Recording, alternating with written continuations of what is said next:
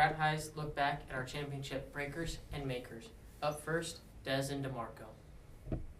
One of my breakers that I had last week was Des Bryant, and I was completely wrong. But I said that he needs to bring more production, and he heard me. And had 114 yards and 3 touchdowns. Although in retrospect, his production before wasn't that bad either. It wasn't that bad, but it wasn't up to par. And this is up to par. Yes. Or is this above par? No. He needs more. More production. You can tell he's a Cowboys fan. Moving on.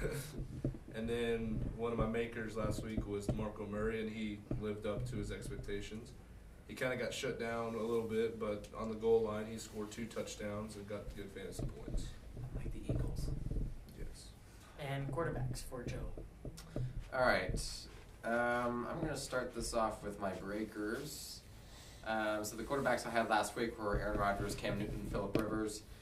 We start this off with Cam Newton, who was a backbreaker, literally and figuratively. Knee slapper. I will correct myself, though. He actually has a pretty good history in the Georgia Dome. Although the transverse fractures in the back, you can ask Tony Romo how that goes. It's not really that good. And Carolina has no offensive line. Moving on to Phillip Rivers. As expected, he was not that good versus Denver. Had 232 yards, a touchdown, and then threw 2 pretty bad picks. He gets San Francisco this Saturday, which by the numbers is a better matchup, but I wouldn't count on it. And then, to my maker, Aaron Rodgers, we can cue the mwah tones for anybody who started him this week. His line was pretty much due to Jordy Nelson dropping a 94-yard touchdown pass, and I have Jordy in a couple of my leagues. I don't like that. Me too. Some interesting notes here. The Packers are 0-6 all-time in Ralph Wilson Stadium, so you might want to avoid that place if you're a Packers fan.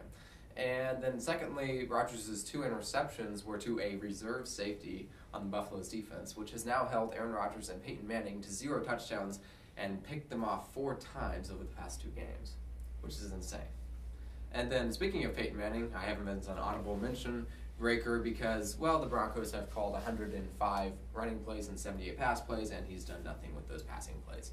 So if you drafted Peyton Manning to be your championship quarterback, may not happen.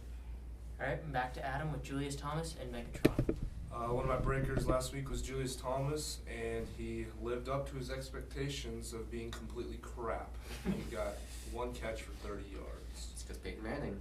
Yes, they run the ball a lot. Flu-like symptoms and that thigh injury. Yep. And then Calvin Johnson was one of my makers, and he had an okay game, but definitely not Megatron-like. He only had 53 yards. Let's just say he flopped. Yeah, not very good. Although I looked up Minnesota's pass defense is actually a relatively respectable compared to its run defense. Xavier Rhodes and Mutterland.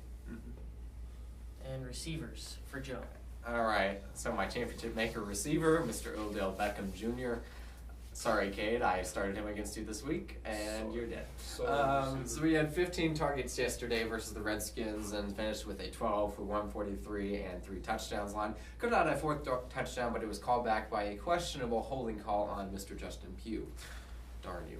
Anyway, he gets the Rams in Week 16, although the Rams are a renewed defense. They're vulnerable on the back end, so I would say go ahead and keep starting him in championship week. This is kind of a receiver. It's a tight end, but I have an honorable mention to Mr. Greg Olsen this week, playing without Cam Newton.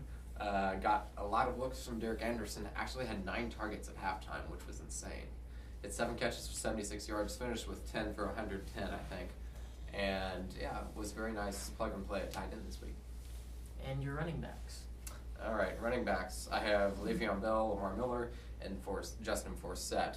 I didn't get to mention Le'Veon Bell as a championship maker last week. We all know the kind of tear he's been on. He actually didn't really have that many rushing yards versus Atlanta. That was the focal point of Atlanta's game plan, was to shut down his running game. But he did compensate with 72 reception yards and 2 receiving touchdowns, so he still trashed the Falcons.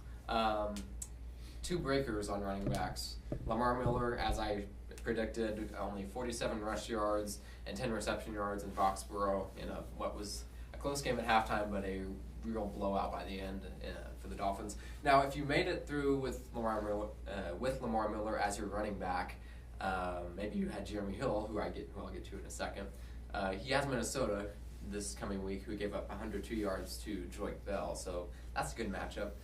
Justin Forsett did nada versus the Jaguars, his former team, and that was kind of disappointing. Although the Jaguars have been streaky defense in terms of pass rush and rush defense this year. I didn't mention this guy, but honorable mention goes to Jeremy Hill. Trashed the Browns. Mm-hmm. Yep, I started him also against Cade. Cade's feeling the burn. That was Pratt High's Week 16 Championship Makers and Breakers Look Back.